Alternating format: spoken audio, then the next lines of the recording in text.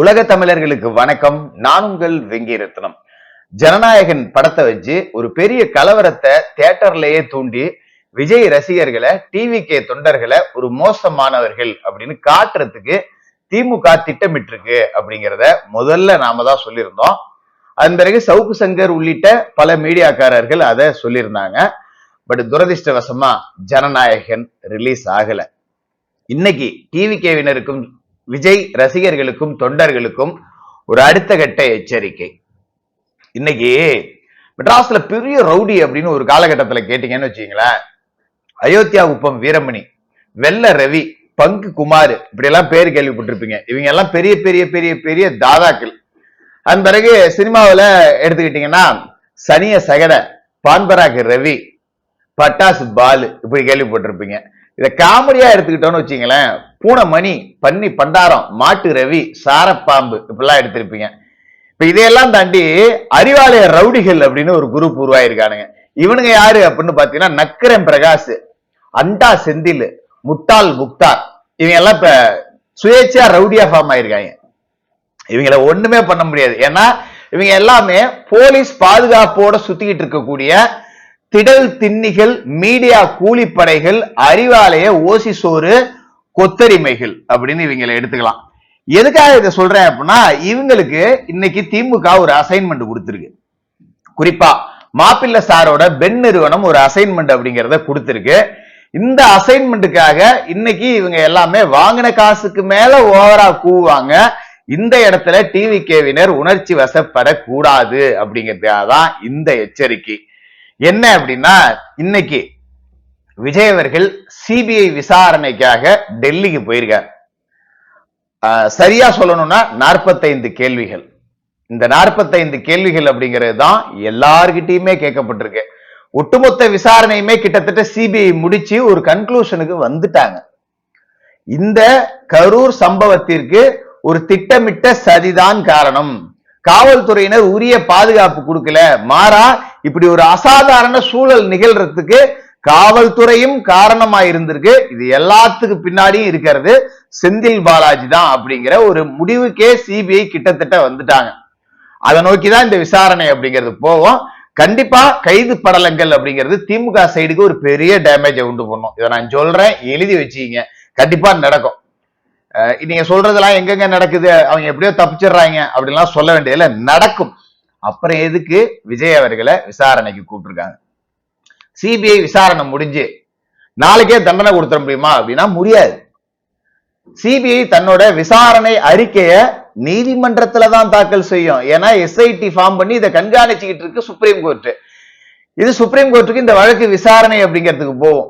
நீதிமன்றம் தான் சிபிஐயோட விசாரணையின் அடிப்படையில சிபிஐ தாக்கல் செய்யக்கூடிய குற்றப்பத்திரிகையின் அடிப்படையில செந்தில் பாலாஜி சட்டையை கழட்டும்.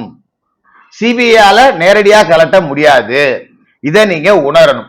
அப்ப இது நீதிமன்றத்துக்கு போகணும் அப்படின்னா விஜய் அவர்களோட வெர்ஷன் அப்படிங்கறத சிபிஐ கேட்கணும். இல்லைன்னா எதிர்தரப்பு ரொம்ப சுலபமா தப்பிச்சுருவாங்க. சம்பந்தப்பட்ட விஜயை விசாரிக்கவே இல்லைங்க, எப்படிங்க இதை நீங்க ஒன் சைடு மட்டும் விசாரிச்சுட்டு நடவடிக்கை எடுக்கலாம் அப்படின்னு கேட்கும்.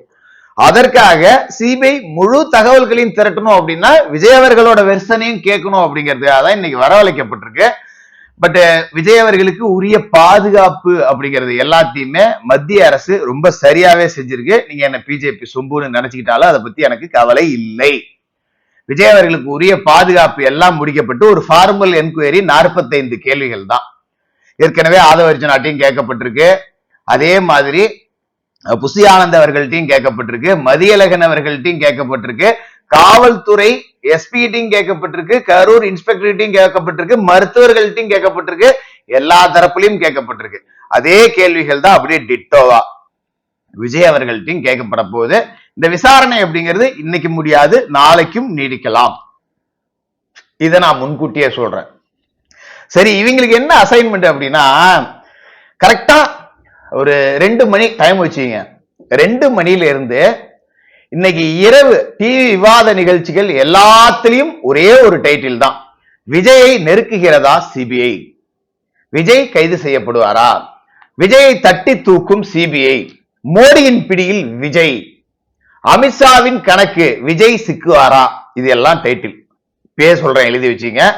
நீங்க புதிய தலைமுறையிலிருந்து, நியூஸ் 7ல இருந்து, நியூஸ் 18ல இருந்து, தந்தி டிவில இருந்து, கலைஞர் டிவில இருந்து, சன் டிவில இருந்து எல்லா விவாத தலைப்புகளும் கிட்டத்தட்ட விஜய குற்றவாளி அப்படிங்கிற மாதிரியே காட்டி இந்த டிபேட் அப்படிங்கறதெல்லாம் நடக்கும். கொஞ்சோண்டு முடி நரைச்சிட்டா போதும், அவன் மூத்த பத்திரிகையாளர் ஆயிடும். அப்படி 4 பேரை கூட்டு வருவான், அவன் எல்லாமே திமுக சொம்பு. அதே மாதிரி பாத்தீங்கன்னா நெறியாளர் அப்படின்னு ஒருத்தன் உட்காந்து நெறிப்படுத்துவான்ல, அவன் திமுக அண்டா சொம்பு, இப்படிதான் இருப்பாங்க. இதுதான் பெண் நிறுவனம் இன்னைக்கு இந்த திமுகவும் பெண் நிறுவனமும் இவர்களுக்கு கொடுத்திருக்கக்கூடிய உத்தரவு அப்படிங்கிறது.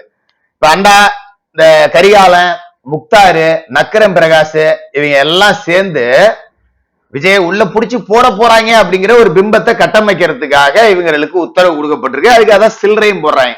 இவங்க எல்லாமே கூலிப்பட சோலவா ரவுடி ஆயிட்டானுங்க.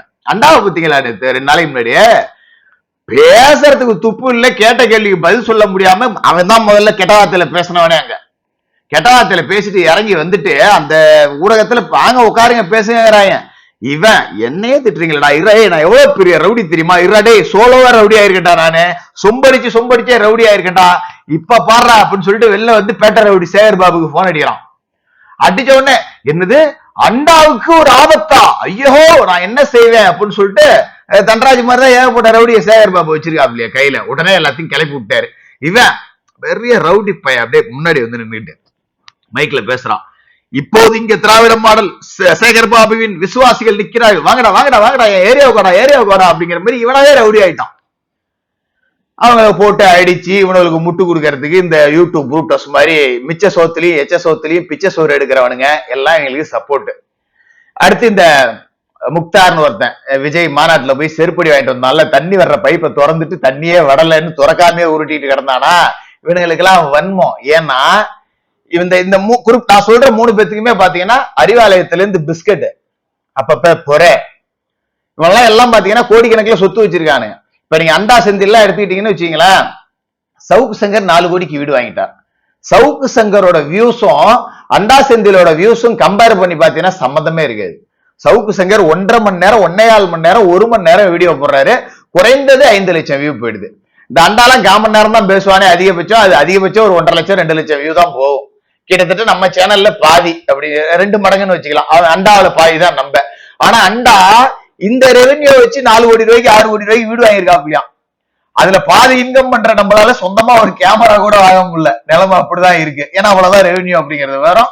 அது அப்பப்ப குடும்ப செலவுகள், போக்குவரத்து. சென்னை மாதிரி பெருநகரத்துல அண்டா குடும்பத்தோட வச்சான்னா அவன் சேனல்ல வர்ற வியூக்கு 3 வேளை சோறு கூட அவன் நிம்மதியா திங்க முடியாது, கார்ல போக முடியாது, பெட்ரோல் போட முடியாது. எங்க துபாய் போறது, எங்க மலேசியா போறது, எங்க அமெரிக்கா போறது, எல்லாம் அறிவாலயத்துல வாக்கரிசி வாங்கி திங்கிறதோட கொழுப்பு தான் இப்ப ரவுடிகளை விட்டு அடிக்க வச்சிருக்கு. அது மாதிரி முக்தார், இவனுக்கு துப்பாக்கி ஏந்திய போலீஸ் பாதுகாப்பு. அது மாதிரி நக்கரம் பிரகாஷ் இவனுக்கு பாதுகாப்பு. இவங்கெல்லாம் எங்க இருந்து வருது? திமுகவுக்கு சொம்படிக்கணும், அவதூறு பரப்பணும். இதுல வந்து பிரிச்சுக்கிட்டாங்க பங்க. சங்கிகள்னு கத்தியே சாவும் அண்டா. சீமான் சவுக்கு சங்கர்னு கத்தியே சாவான் முக்தார். இன்னொரு பக்கம் எடுத்துக்கிட்டீங்கன்னா இந்த நக்கரம் பிரகாஷ், இவனுக்கு ஒரு அன்லிமிட்டட், யார வேணாலும் எங்க வேணாலும் வாய வை, யார வேணாலும் போய் கடி, தான் ஓடு கடி அப்படின்னு சூனிய பொம்மையை விடுற மாதிரி விடுறாங்க. அதனால இன்னைக்கு பிஜேபி விஜய நசுக்க போகுது, விஜய அரெஸ்ட் பண்ண போறாங்க அப்படின்னு இவங்க எல்லாமே திட்டமிட்டு பொய் பரப்பக்கூடிய வேலையை செய்வாங்க. எதுக்கு அப்படின்னா, கரூர் விவகாரத்தால விஜய் கட்சிக்காரர்களுடைய எண்ணம் எப்படி தெரியுங்களா வந்திருக்கு, விஜய் சிஎம் ஆகணும். அப்படி இல்லைன்னா யார் வேணாலும் ஆகிட்டு போட்டோம், ஆனா திமுக ஆகக்கூடாது. விஜய் ஜெயிக்கணும். விஜய் ஜெயிக்கலன்னா யார் வேணாலும் ஜெயிக்கட்டும், திமுக ஜெயிக்க கூடாது. அதாவது இதான் அவர்களோட மனநிலையா இருக்கு. நாம தோத்தாலும் சரிடா, ஆனா இவனு ஜெயிக்க கூடாது அப்படிங்கிற மனநிலை. நாங்க ஜெயிக்கிறோம்னு நம்புறாங்க, நம்பிட்டோம். விஜய் ஜெயிக்கணும், இல்லைன்னா எடப்பாடி ஜெயிச்சாலும் பரவாயில்ல, திமுக ஜெயிக்க கூடாது. இல்ல யார் ஜெயிச்சாலும் பரவாயில்ல, திமுக ஜெயிக்க கூடாது. இந்த மனநிலைக்கு வந்திருக்காங்க இல்லையா, இவர்களை அப்படியே திசை திருப்பணும். பிஜேபி விஜயை போட்டு அடிக்கிறாங்க, நசுக்கிறாங்க, பிதுக்குறாங்க அப்படின்னு ஒரு பிம்பத்தை உருவாக்கி இந்த கரூர் விவகாரத்தால திமுகவுக்கு இருக்கக்கூடிய அந்த திமுக மேல இருக்கக்கூடிய வெறுப்பை பிஜேபியை நோக்கி திருப்பணும். இதுதான் இவர்களோட அஜெண்டா. இப்ப இந்த இளைஞர்கள் வாக்கு அப்படிங்கிறது விஜய்க்கு ஆதரவு ஒரு பக்கம் இருக்கு அப்படிங்கிறப்ப திமுகவுக்கு எதிர்ப்பு அப்படிங்கிறது வெறி கொண்டு இருக்கு. அநியாயமா கொண்டுட்டீங்களா 41 பேர்த்த, நீங்க நாசமா போயிடுவீங்கடா, நல்லா இருப்பீங்களாடா அப்படிங்கிற மனநிலை இருக்குல்ல, அது அப்படியே விஜய பிஜேபி டார்ச்சல் பண்ணுது அப்படிங்கிற மாதிரி ஒரு சிப்பத்தியை கிரியேட் பண்ணி பிஜேபிக்கு எதிரான மனநிலையாவும் மாத்தணும் அப்படிங்கிறதுக்கு தான் இந்த அஜெண்டா. மற்றபடி விஜய் அவர்கள்ட்ட பெரிய அளவுல ஒரு கசக்குறாங்க, புளியறாங்க, மிரட்டுறாங்க அப்படியெல்லாம் எதுவுமே அங்க நடக்க போறதில்ல. அப்படி நடந்ததுன்னு ஒரு பேச்சுக்கே வச்சுக்கிட்டாலும் சரி, விஜய் லேசா விரல் அசைச்சா போதும். இப்ப என்டிஏ கூட்டணி தானே, எனக்கு முதல்ல பாயாசத்தை கிளிக்கிறேன், பாசிசத்தை நான் அப்புறம் பாத்துக்கிறேன், லைட்டா ஒரே ஒரு கண்ணா செய்வேன், சரிங்க ஜி அப்படின்னு விஜய் ஒரு பக்கம் ஒரு முடிவு எடுத்தாருன்னு வச்சுங்களேன், திமுகவுக்கு பாடையை கட்டி பாலை ஊத்தி அடக்கம் பண்ணிட வேண்டியதான். ஒரே வார்த்தையில முடிஞ்சிடும். விஜய்க்கு எதிராக இவ்வளவு அஸ்திரங்களை வீசலாம், ஒரே வார்த்தை, சரி போ நான் அப்புறம் பாசிசத்தை அப்புறம் பேசிக்கிறேன், இப்ப முதல்ல பாயாசத்தை காலி பண்ணுவோம் அப்படின்னு சொல்லிட்டு முடிவு எடுத்தாருன்னா முடிஞ்சிருச்சு பாயாசம். அப்படி ஒரு முடிவுக்கு போயிடக்கூடாது அப்படிங்கிறதுக்காக இவர்கள் செய்யக்கூடிய சித்து வேலைகள் தான் இந்த அண்டா குண்டா முண்டா எல்லாத்தையும் வச்சுக்கிட்டு செய்யக்கூடிய வேலைகள். இவங்க என்ன வேணாலும் வீடியோ போடட்டும், விஜய் அவர்களா வெளியில வந்து இதுதான் நடந்துச்சு அப்படிங்கிறத சொல்லுவார். அது வரைக்கும் எந்த விதமான ரியாக்ஷனும் காட்ட தேவையில்லை. நீங்க ஏடிஎம்கே சப்போர்ட் ஆச்சே, நீங்க என்ன விஜய்க்கு ஆதரவா பேசுறீங்க அப்படின்னு கேட்கலாம். நான் ஏடிஎம்கேவுக்கு எதிராகவும் இதே வீடியோல நிறைய பேசியிருக்கேன். என்னோட பழைய வீடியோக்கெல்லாம் வரிசையா எடுத்து பாருங்க, தெரியும். ஏடிஎம்கே சரியான எதிர்கட்சியா செயல்படலன்னு அதிகம் பேசுனது நான் தான். எனக்கு திமுக அழியணும்.